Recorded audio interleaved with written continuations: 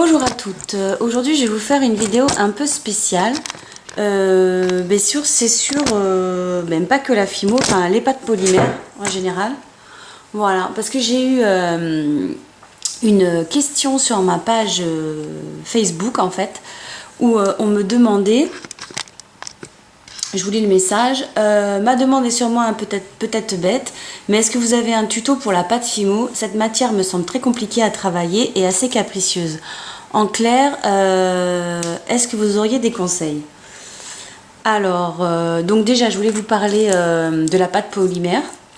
Il existe plusieurs sortes de pâtes polymères. La Fimo, c'est une marque. Il existe d'autres marques, ça vous les trouvez dans les magasins, mais bon, celle-ci, elle est vraiment pas terrible. Mais bon, ça marche pour les enfants, vous pouvez jouer quand même avec, faire des choses quand même avec. Il existe la Primo, il y a aussi, comment elle s'appelle, la Cernite, il y a plusieurs marques de pâtes. Bon, moi j'utilise la Fimo parce que la Primo je la trouve pas dans aucun magasin. Il faudrait que je la commande sur internet, mais bon, je verrai plus tard puisque je ne fais pas que de la Fimo.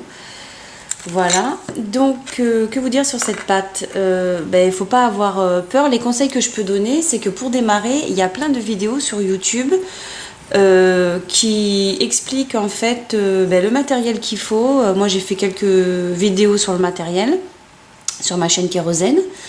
Il y a aussi des tutos. Donc il y a une jeune fille qui s'appelle Miss Créative qui fait des super tutos hyper simples sur comment créer donc effectivement des bijoux gourmands. Mais sachez qu'avec la pâte polymère, la pâte Fimo, on ne fait pas que ça, on peut faire plein d'autres choses.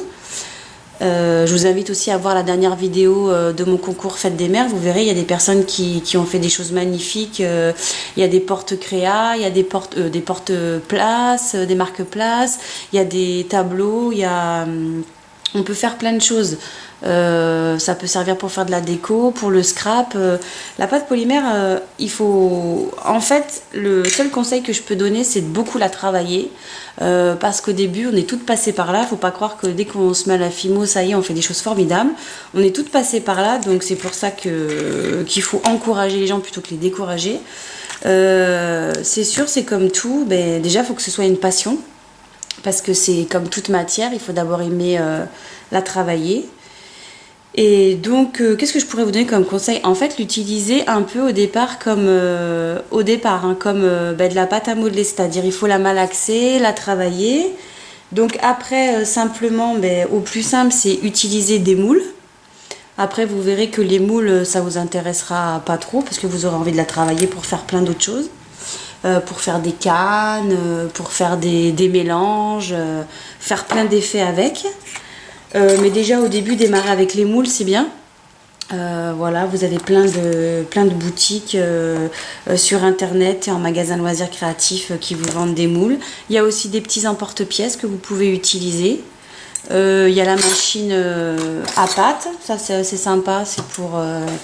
vous pouvez faire plein de choses aussi avec à découvrir.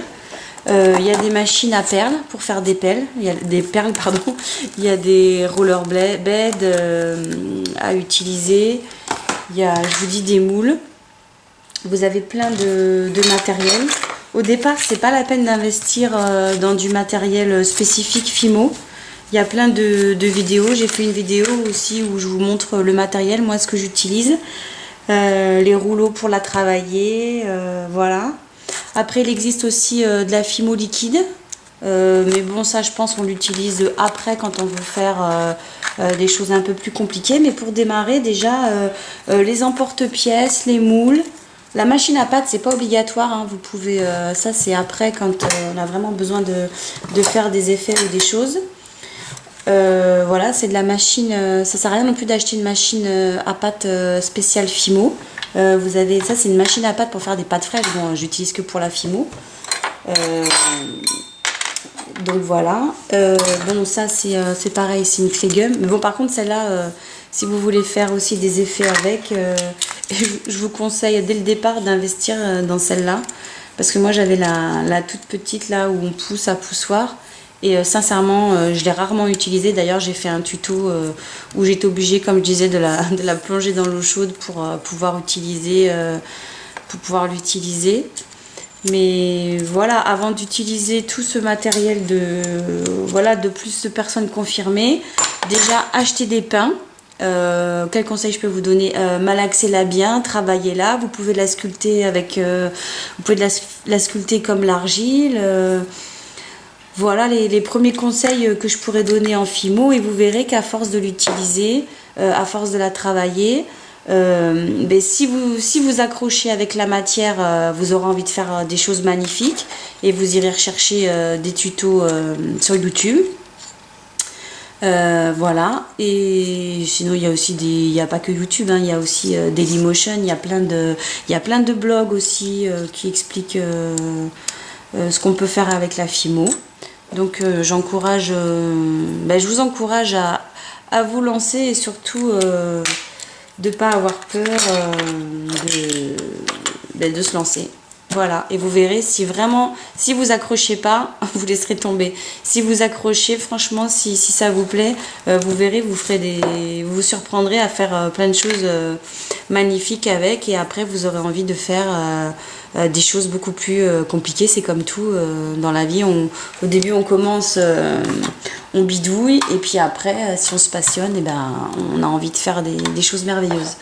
Voilà, donc j'arrête ma vidéo, et j'espère que cette première vidéo se lancer dans la Fimo vous aura plu. Voilà les petits conseils que j'ai pu vous donner. Voilà, je vous remercie beaucoup, et je vous dis à bientôt. Et je vous invite aussi donc à aller voir sur ma chaîne Kérosène donc les autres vidéos que j'ai fait en présentation de matériel Fimo. Voilà, je vous dis à bientôt, et c'est Christelle, je crois. J'espère que cette vidéo t'aura plu. Voilà, à bientôt.